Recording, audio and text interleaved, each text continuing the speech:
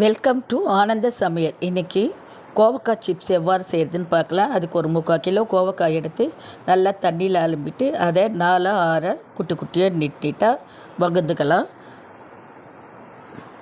எல்லா கோவக்காவையும் கட் பண்ணிவிட்டு அது ஒரு தாம்பலத்தில் போட்டு சில்லி பவுடர் 2 ஸ்பூன், குழம்பு மிளகாய்த்தூள் 1 ஸ்பூன், கடலை மாவு 1 ஸ்பூன்,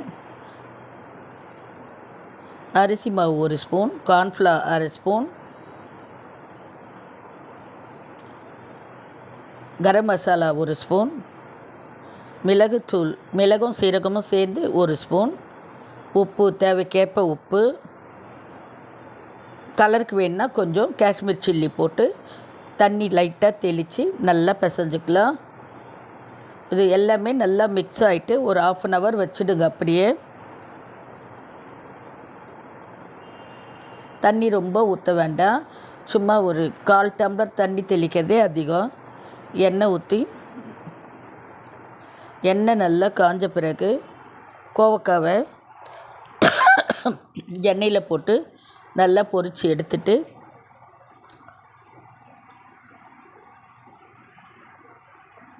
இது வேக வந்து ஒரு 2-3 நிமிஷம் ஆகும். கோவக்காய் அது நல்லா பொரிஞ்சால் தான் நல்லாயிருக்கும். அதை அப்படியே ஒரு பவுலுக்கு தட்டுக்கு மாற்றிட்டு சூடாக சாம்பார் சாதம், கார சாதம், எல்லா சாதத்துக்குமே இது சைடிஷ்ஷாக தொட்டுக்குன்னா நல்லாயிருக்கும்.